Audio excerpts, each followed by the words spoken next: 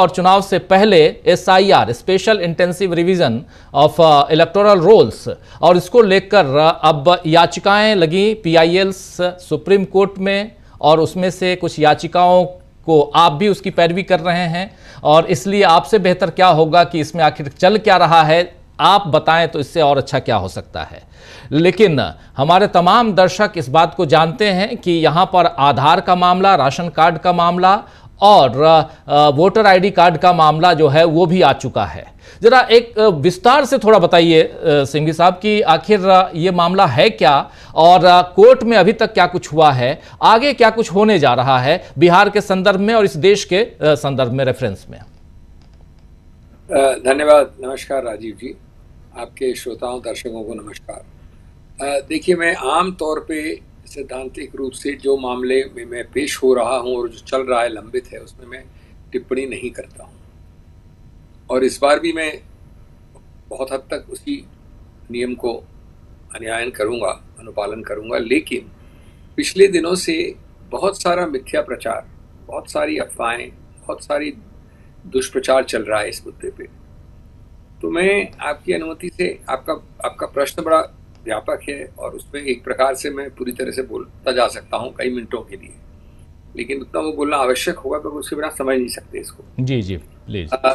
लेकिन मैं ये करूंगा कि मैं एक तो जो हमारी दलीलें हैं, जो हमारा कॉन्सेप्ट है, जो हमारी प्रस्तावना है, उसको समझाऊंगा बिना ये बताए कि वो सही है गलत है। वो तो निर्णय करेगा उच्चतम न्यायालय, कोर्ट जी। लंबी जुडिस मामला है, लेकिन हमारी प्रस्तावना, हमारा सोच क्या है कानूनी रूप से, तो वो बताऊंगा मैं आपको। और दूसरा ये बताऊंगा कि किस प्रकार से जो इन्होंने आंतरिक आदेश दिया है उसका क्या सही मायने है, किस प्रकार से वो बहुत सारा जो मिथ्या प्रचार चल रहा है वो गलत है, उसके विषय में। ये दो चीजें मैं आपसे कर जी। उन सीमाओं, उन संकीर्णताओं को मद्देनजर रखते हुए कि ये एक लंबित मामला है और अगली तारीख है 28 तारीख के आसपास, जुलाई में। इससे पहले मैं ये भी जोड़ दूं कि मेरा सौभाग्य था कि मैं 3 महत्वपूर्ण याचिकाओं में, एक में नहीं, इस बैच में कई याचिकाएं हैं जी। मैं 3 याचिकाओं को पेश कर रहा हूं वहां पर। एक याचिका अलग अपने आप में 8 राजनीतिक प्रमुख विपक्ष की राजनीतिक पार्टियों वाली राजनीतिक याचिका है, जिसमें कांग्रेस तो कह रहे ही, सीपीएम है, सीपीआई है, डीएमके है, सपा है, ठाकरे साहब वाली शिवसेना है, जेएमएम है और एक सीपीआई एमएल है जो उसमें काफ़ी बार बोली है। तो ये 8 हो गई और मैं समझता हूँ विपक्ष के भारत के जो लैंडस्केप में 1-2 को छोड़कर ये अधिकतर सबको कवर करती हैं। एक ज्योग्राफिकल शब्दों में काफ़ी विस्तृत एरिया करती हैं और इलेक्टोरेट के वोटर के हिसाब से भी बहुत विस्तृत एरिया कवर करती हैं। इसके अलावा, इसके अतिरिक्त मैं पीयूसीएल के लिए पेश हो रहा हूँ। पीयूसीएल बल्कि ऐसे मामलों में जिसको हम कहते हैं वोटबंदी या डिसएनफ्रेंचाइजमेंट या डिसएम्पावरमेंट, उसमें पहले, दशकों पहले से इन मामलों में उच्चतम न्यायालय में पेश हो रही है। कई निर्णय आ चुके हैं जिनमें इनका नाम है। और तीसरा एक प्रकार से टीएमसी के लिए, क्योंकि महुआ मित्रा की एक प्रमुख याचिका है, उसके लिए भी मैं पेश हो रहा हूँ। अब ये बताने के बाद मैं आपको बड़े संक्षेप बता दूं कि इसमें 2 पहलू हैं जो हमारे प्रस्तावना या हमारे कॉन्सेप्ट या हमारी सोच को बताते हैं। एक कानूनी है, पूरी तरह से कंसेप्चुअल है, और बाकी दूसरा है कि आपने अगर अधिकार क्षेत्र है भी आपका, मैं नहीं मानता कि राजीव रंजन का अधिकार क्षेत्र है, लेकिन मान लिया जाए कि राजीव रंजन का अधिकार क्षेत्र है भी, तो किस प्रकार से आपने इसका दुरुपयोग किया है, उसका हनन किया है, उसका उल्लंघन किया है। तो जहां तक पहले का सवाल है, मैं 4-5 आपको महत्वपूर्ण बिंदु बता दूं। जो प्रमुख बिंदु है हमारा वो ये है कि आप जो लोग, सैकड़ों लोग, माना जाता है करीब 4 करोड़ लोग, मैं लगभग दे रहा हूं आपको 4 करोड़ लोग इलेक्टोरल रोल पे बैठे हैं, ऐसे जो 2003 के बाद इलेक्टोरल रोल पे बैठे हैं, स्थापित हैं, रजिस्टर्ड हैं। इसके अलावा 2-3 करोड़ लोग हैं जो 2003 वाले इलेक्टोरल रोल पे हैं। तो टोटल बिहार, जो उत्तर प्रदेश के बाद देश का सबसे बड़ा वोट करने वाला प्रदेश है, 8 करोड़, 7 करोड़ 90 लाख ऐसे कुछ फिगर है, बट 8 करोड़ मान लीजिए। उसमें से 4 करोड़ से ज्यादा, सॉरी मैं शायद गलत ले रहा हूँ फिगर, 4.5 या 4.5 भी हो सकता है करोड़, ऐसे लोग हैं जो रजिस्टर हुए हैं बिहार के इलेक्टोरल रोल पे 2003 के बाद। तो जो पहला बिंदु वो ये है कि इस प्रशासनिक एक सूचना द्वारा किसी ने किया क्या, ये लोग बहुत समझते नहीं है। उन्होंने उन सब 4.5-5 करोड़ लोग जो ऑलरेडी स्थापित हैं, प्रमाणित हैं रोल पे, उनको एक संदिग्ध कैटेगरी में डाल दिया है, संदिग्ध कटघरे में लगा दिया है। संदिग्ध कैसे? साहब आप हैं तो सही, लेकिन हम आपको वोट तब देने जाएंगे 3 महीने बाद जब आप पहले वोटर रजिस्ट्रेशन लिस्ट में पिछले 20, 25, 10, 15 साल से होने के बावजूद आप, मैं नहीं, आप वोटर ये स्थापित करें कि आपके पास नागरिकता का प्रमाण है। ये एक सेंटेंस में ये मामला है। अब इसके क्या परिणाम है, कानूनी परिणाम? मैं कानून के आपको कॉन्सेप्ट की बात कर रहा हूँ। मैं ये नहीं कह रहा कि मैं सही हूँ, मान लीजिए मैं गलत हूँ या सही हूँ, उस तरफ न्यायालय निर्णय करेगा। मैं अपनी निर्णय नहीं दे रहा हूँ, मैं आपको कारण दे रहा हूँ, दलील दे रहा हूँ, उसकी सोच दे रहा हूँ। अब 2003 के बाद आपने एक तो कैटेगरी बना दी कि 2003 वाले सही हैं, उसके बाद वाले संदिग्ध हैं। नंबर 2, आपने जिसको जिम्मेवारी कहते हैं, ओनस कहते हैं, बर्डन कहते हैं, वो ईसी पे नहीं है, मेरे ऊपर डाल दिया, 4 करोड़ 5 करोड़ लोगों पे डाल दिया। तीसरा, किसी ने ये याचिका नहीं डाली कि राजीव रंजन यद्यपि 20 साल 15 साल से हैं रोल पे, लेकिन ये नागरिक नहीं है, वोट नहीं कर सकते। मैं कंप्लेंट डाल सकता हूँ, मेरा अधिकार क्षेत्र में डाल सकता हूँ आपके विरुद्ध। वो कंप्लेंट जाती है, फिर चुनाव आयोग पहले देखता है उसको। अगर उसको उसमें प्राथमिक तथ्य लगता है तो फिर राजीव रंजन को नोटिस देता है पूछने के लिए। उसके बाद एक निर्णय आता है उनका, उसके बाद उसको चैलेंज, चुनौती दी जा सकती है ऊपर। ये कुछ नहीं है, सामूहिक रूप से किसी याचक या किसी कंप्लेनेंट ने नहीं, सामूहिक रूप से ईसी ने कहा है कि सभी के सब 4.5 वाले संदिग्ध हैं, आप प्रूव करिए। बर्डन ऑफ प्रूफ को उल्टा कर दिया है। अच्छा, अब जो 2003 के बाद का जो कैटेगरी है, ये बड़ा रोचक बनाया उन्होंने। वो 2003 के बाद की कैटेगरी को 3 हिस्से कर दिए। और मैं आपको कहूंगा, जरा आपके दर्शक और आपके श्रोता जरा इसको सोचें। एक कैटेगरी में उनको, उन 4.5 करोड़ में से जो लोग हैं, अपनी खुद की नागरिकता का सर्टिफिकेट देना है, बर्थ सर्टिफिकेट वगैरह। दूसरी कैटेगरी में साल वाइज किया, पीरियड वाइज किया डिवाइड। दूसरी कैटेगरी में जाते हैं तो उनको अपना खुद का और अपने एक माता या पिता का, दोनों में से एक का।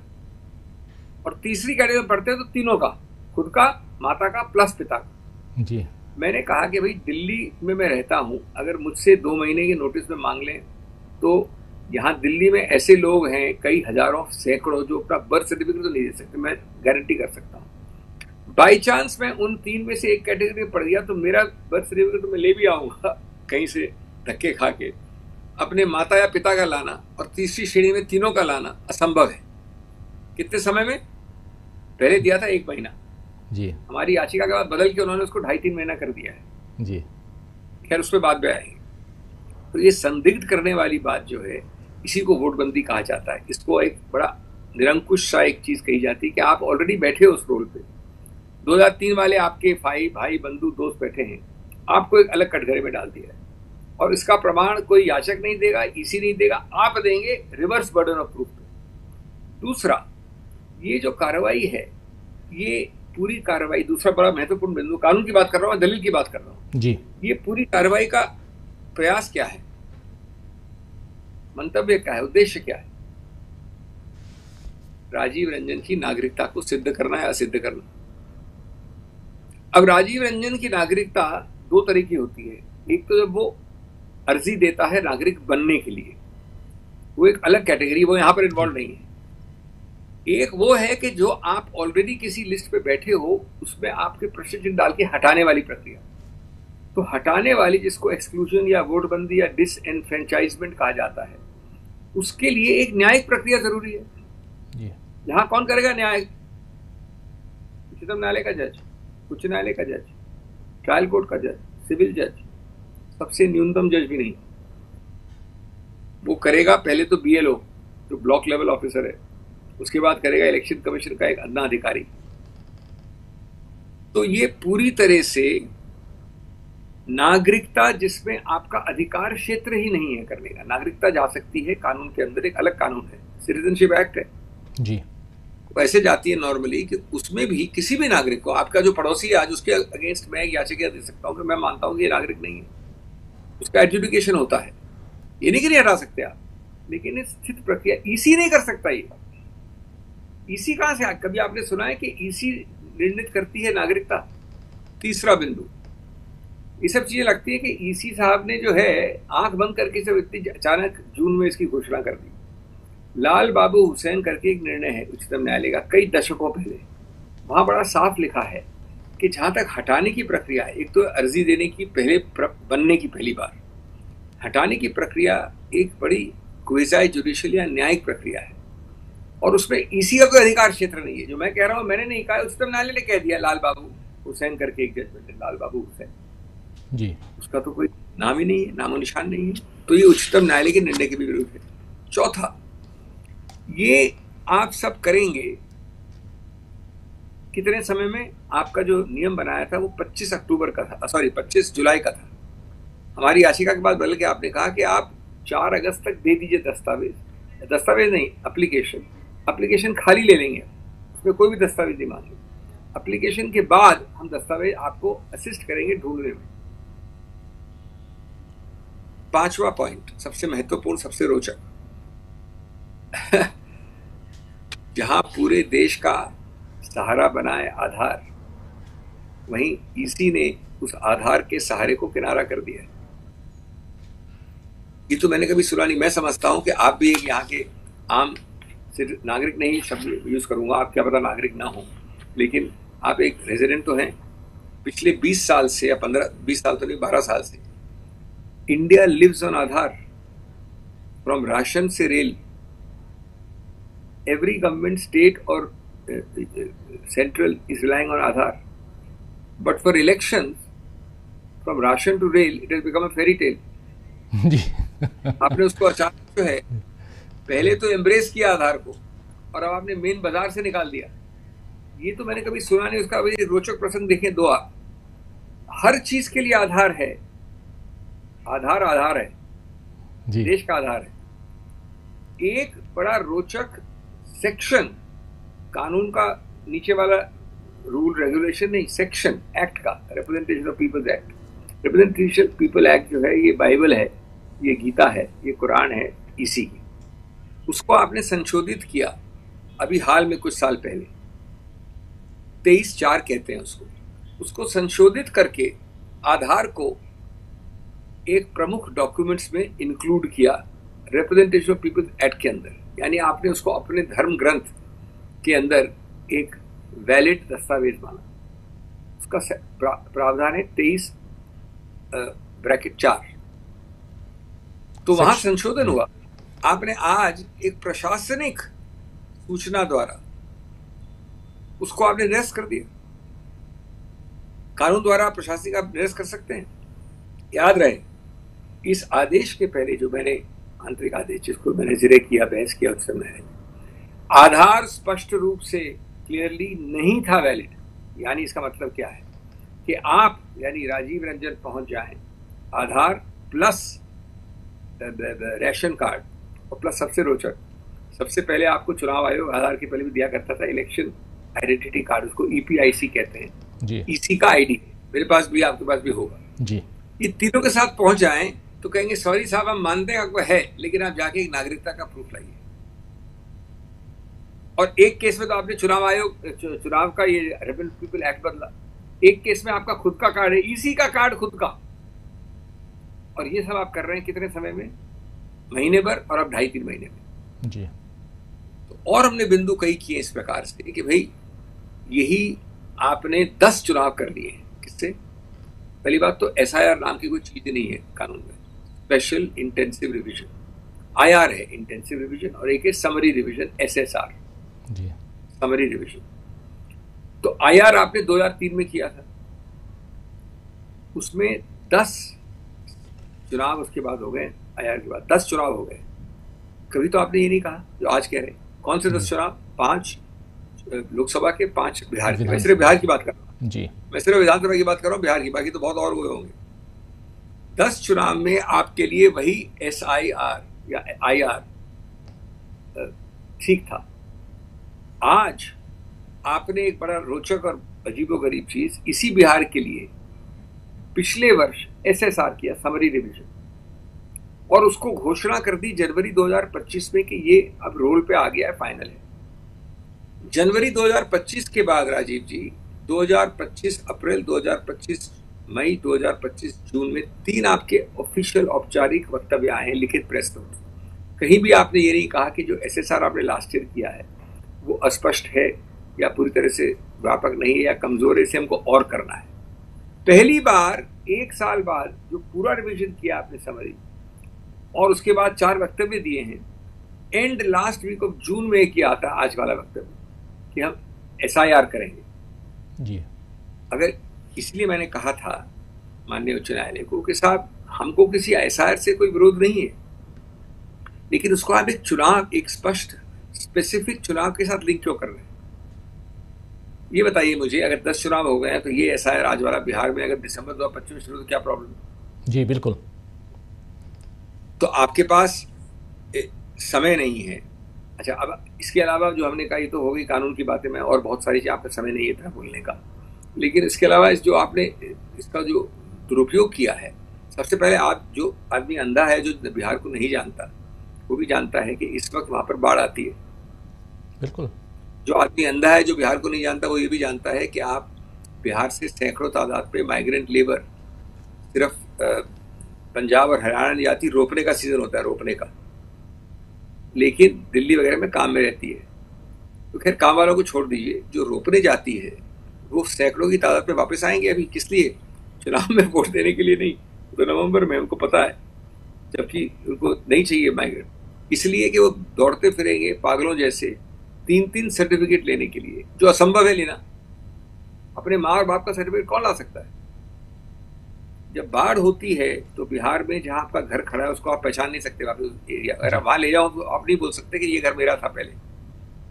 तो एक पोटली में अपने आप को बचाएगा, परिवार को बचाएगा, और साथ साथ जो दस्तावेज बचे हुए उनको बचाएगा। बिल्कुल।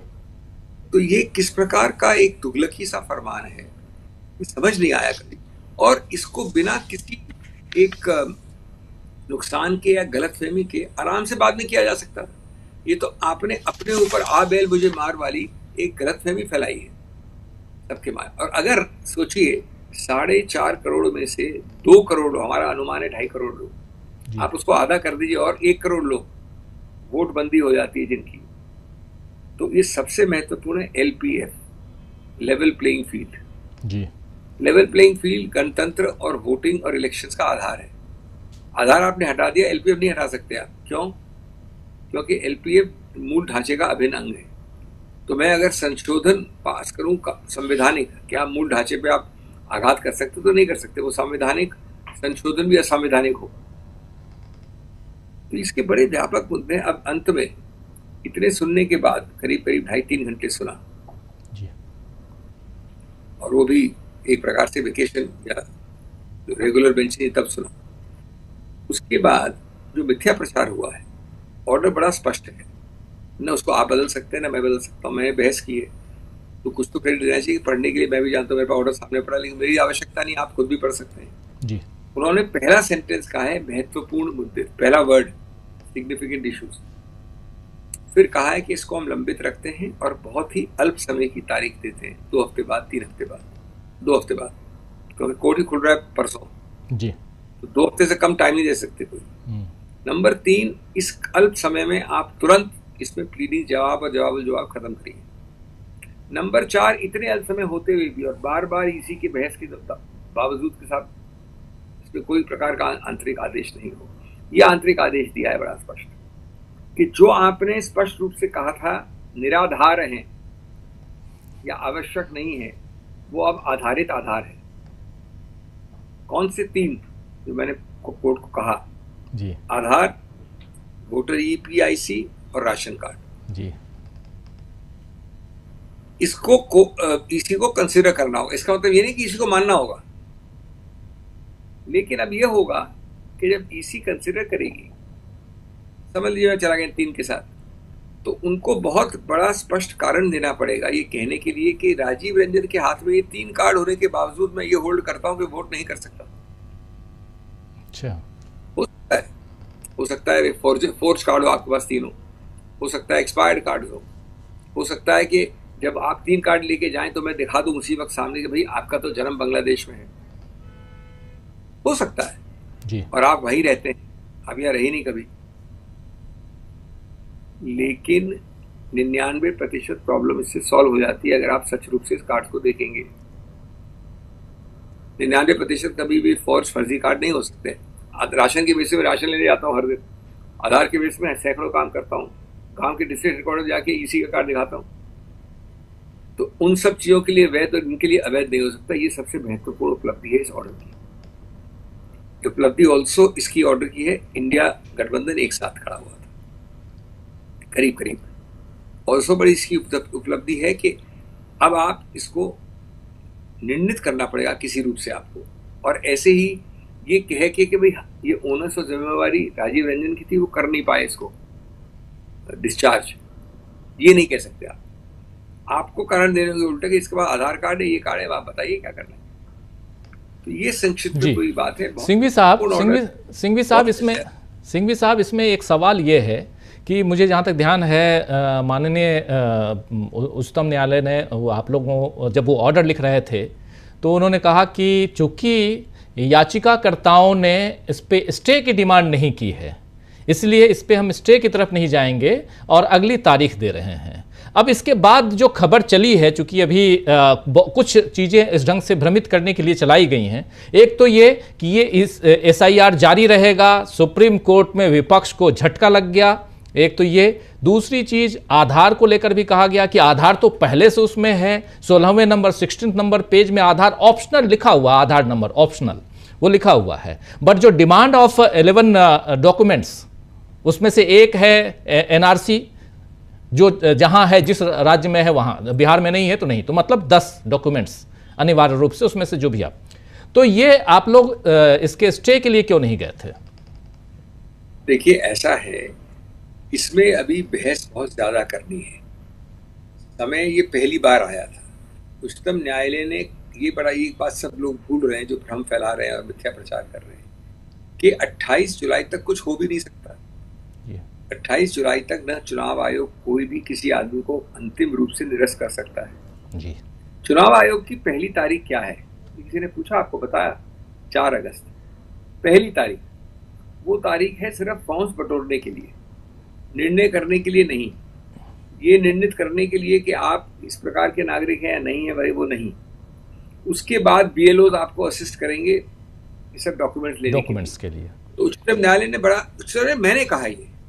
मैंने कहा अगर वो हमारे इन 3 कार्ड्स को, मैंने बड़ा स्पष्ट कहा है बहस में जी, अगर वो हमारे इन 3 कार्ड्स को देखते हैं तो इस स्टेज पे, उस पर लिखा है एट दिस स्टेज, हम आंतरिक प्रेस नहीं करते हैं, क्योंकि आंतरिक प्रेस करके बहस करके क्यों निर्णय लेने की आवश्यकता है।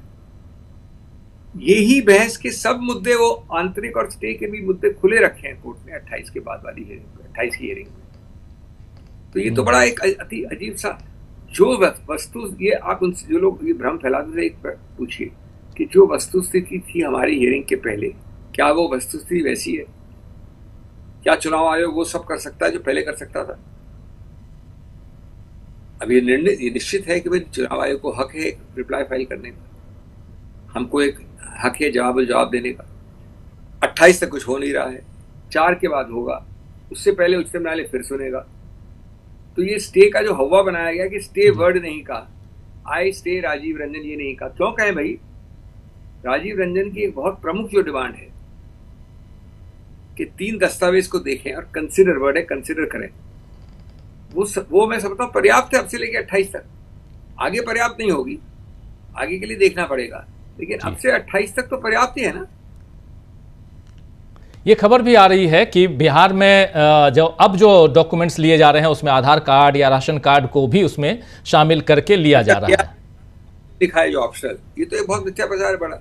ऑप्शनल का मतलब है कि ये बड़ा स्पष्ट लिखा है। देखिए अभी भी ये सबसे बड़ी प्रॉब्लम है, उन 3 दस्तावेज के बिना, मेरी बर्थ सर्टिफिकेट या मेरे फादर की बर्थ सर्टिफिकेट, मदर की या तीनों की, वो ओवरराइडिंग है, आधार का कोई मायने नहीं है। ऑप्शनल तो राशन कार्ड भी है, ईसी कार्ड भी है, अगर आप उसको कोई महत्व नहीं देते, अब आपको कंसिडर करना है, ये वर्ड जो है उच्चतम न्यायालय के आदेश में लिखा है, कंसिडर करना है आपको जी। पहले आपको कंसिडर नहीं करना था, आप बाध्य हैं, आपको उसको वजन देना पड़ेगा। हाँ, उसके बावजूद भी आप उसको निरस्त कर सकते हैं, उसके कारण देने पड़ेंगे और उस कारणों को चुनौती देने का एक और उसको अवसर मिलेगा। जी, तो ये जो ऑर्डर है, ऑर्डर में जो कंसीडर करने की बात है, ये कितनी वैल्यू रखती है ये बात लीगली, जरा समझता हूँ जी। 28 के पहले तो मैक्सिमम वैल्यू इसी की है, 28 के पहले तो मैक्सिमम वैल्यू इसी की है। 28 के बाद हमको और चीजें चाहिए होंगी, भाई रोक दो, काम पूरा नहीं हुआ है, आप 10, 12, 15, 20 हजार लोगों को कर रहे हो, लेकिन यहाँ सैकड़ों की तादाद में कर रहे हो, एक्सक्लूड, गलत है। वो सब बहस से बात, उसने कोई दलील क्लोज नहीं की है ना।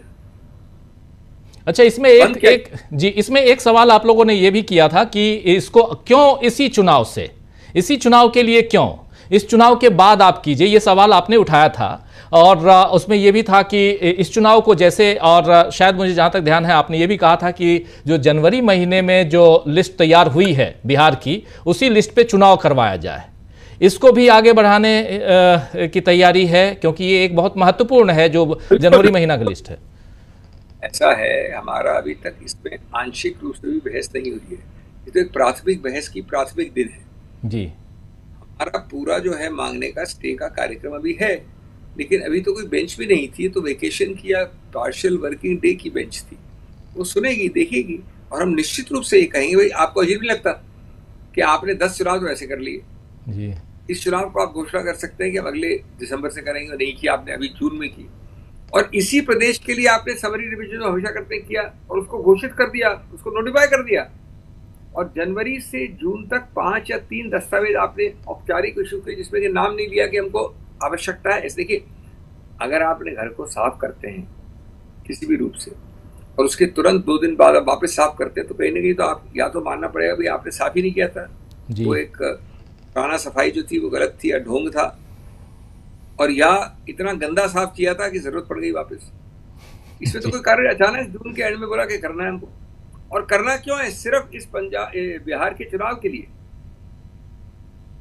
हम बाकी प्रदेशों में बाद में करेंगे, अभी पहले कोर्ट ने भी कहा है कि जो हमने कानून में दलील के बीच वो निश्चित नहीं हुई है, by link the SIR with the proximity to an election.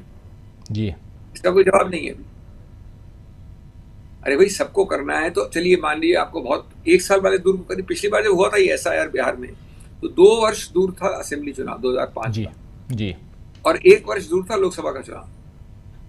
इस बार भी आप सपोज करते हैं, कहीं मैं उदाहरण दे रहा हूँ, मैं नहीं कह रहा हूँ, कर सकते हैं आप, बाकी सब वैधता वैसी की वैसी है, नागरिकता आप देख नहीं सकते, वो सब चुनौतियां हम देंगे। लेकिन मेरा प्रश्न अपने आप से ये है कि अगर करना है आपको लॉजिस्टिकली, तो आप किसी XYZ इलेक्शन में करिए 2004